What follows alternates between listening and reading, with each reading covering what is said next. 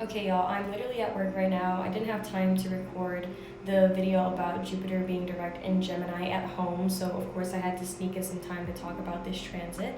So thank you for your patience, thank you for your understanding, and let's get into it.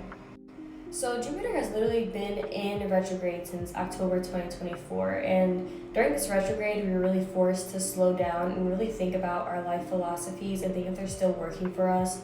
We were also really rethinking our relationship with learning and communication in our higher mind and the way that we process things because it does definitely affect our reality. And so retrograde was kind of making us question all the things that we didn't realize we needed to question to begin with. With Jupiter going direct, especially in Gemini, our minds are going to feel very, very energized. We'll want to learn new things and step outside of our obstacles and boundaries that we've been creating for ourselves and not really understanding why we were doing it to begin with.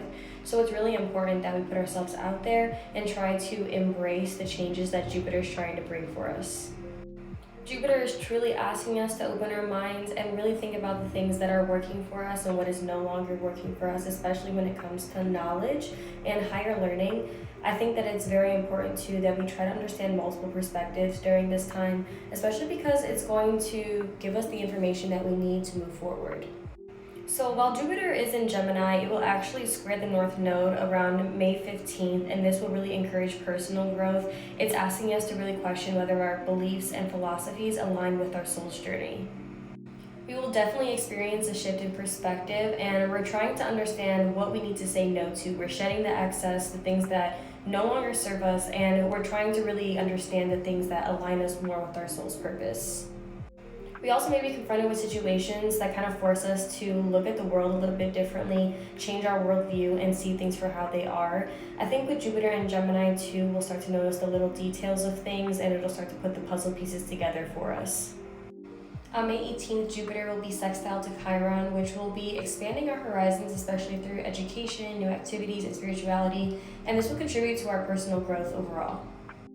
This may feel like a very uplifting time as we are kind of shedding our restrictions and boundaries that we've put into place for ourselves and trying to rework them to fit what we want, and also to help us heal a little bit from our past mistakes. It may feel a bit easier to deal with our past traumas and heal with them because Jupiter is expanding our mind and making us think of things in ways that we've not thought of before.